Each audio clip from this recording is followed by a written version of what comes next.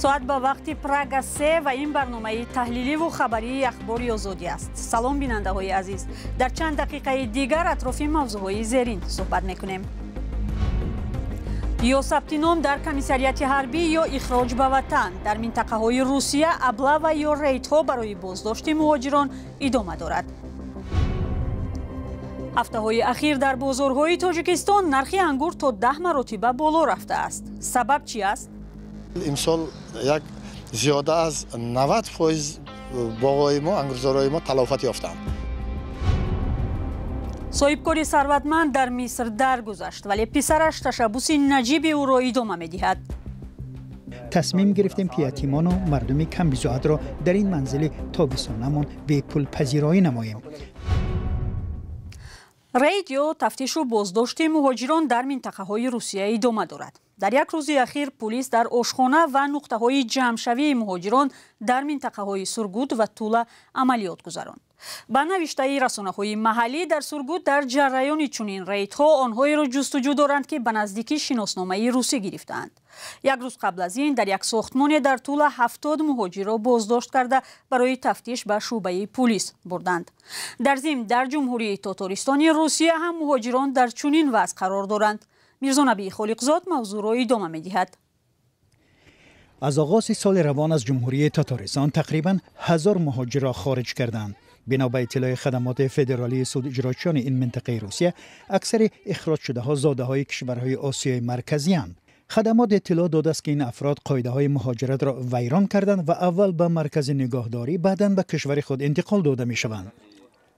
در همین حال برخی از وکیلان دومه دولتی روسیه همان دعوت‌ها را برای جلب مهاجران دارای شهروندی به جنگ اوکراین ادامه می‌دهند.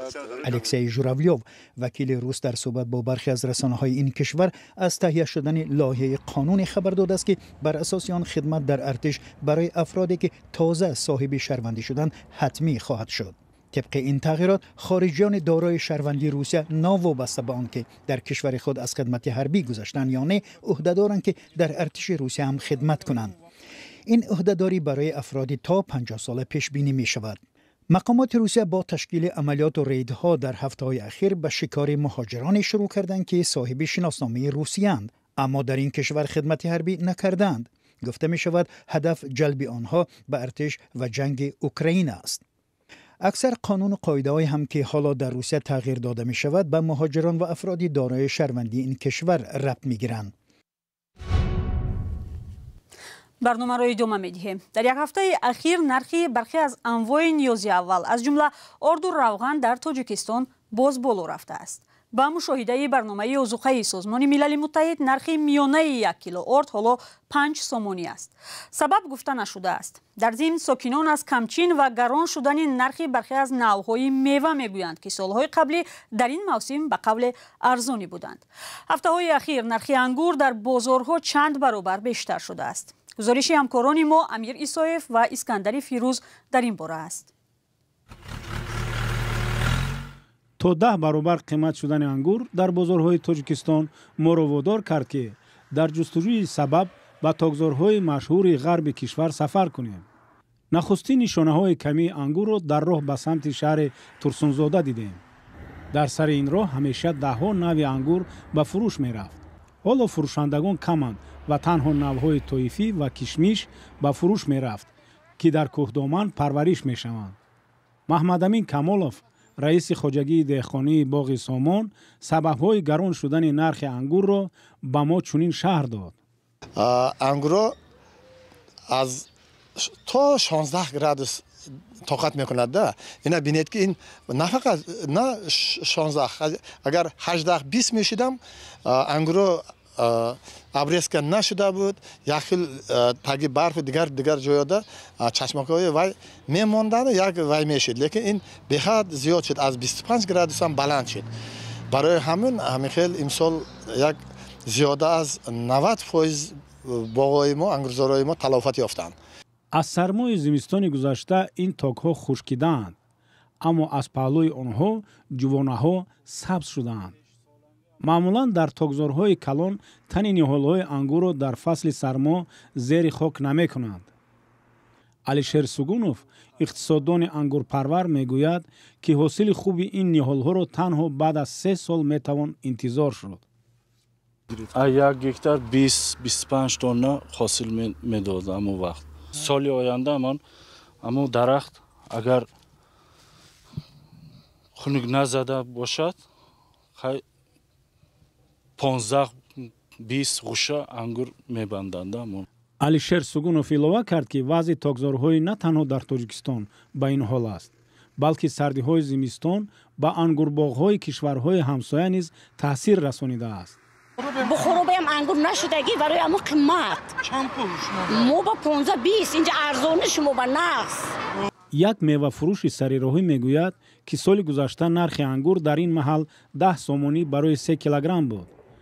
дар назди идораи хоҷагии деҳқонии боғи Сомон дарахтони сӯзанбарг низ аз сардиҳо хушкидаанд.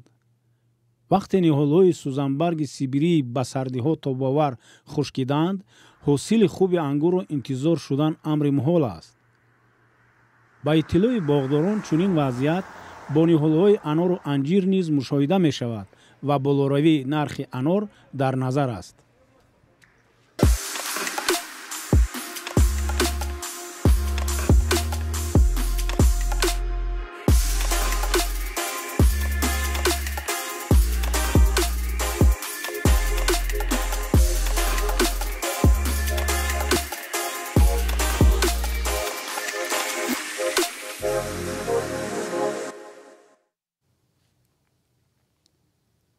ҳафтаи аввали таҳсил дар донишгоҳу донишкадаҳои Тоҷикистон идома дорад. Аммо ба онҳое ҳам ки донишҷӯ нашидаанд, имкон дода шуд бахти худро бисанҷанд.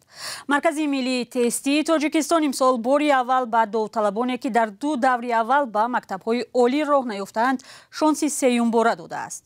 ба бовари таҳлилгарон сабаб камбуди донишҷӯён дар донишгоҳҳои кишвар ва пур нашудани нақшаи таълимӣ аст. Ин дар ҳоле аст ки ба гуфтаи масъулин солҳои пеш дар донишгоҳҳои кишвар барои як ҷой то 10 нафар рақобат мекарданд. Сарвинози Рӯҳулло ва Нигораи Фазлиддин мавзӯъро таҳқиқ карданд. маркази миллии тестӣ ба довталабони таҳсил шанси 3-ум дод. ҳамакнун онҳое ки дар 2 даври қаблӣ ноком шуданд, ин бор имкон доранд донишҷӯ шаванд. Омина дар даври 3-юми имтиҳонҳо худро сабти ном карда, ихтисосашро ҳам интихоб кардааст.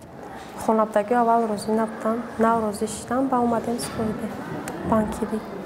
Пул кати меган ройгона уже тамом шудаги, уже ҳама чизои пули мондаги.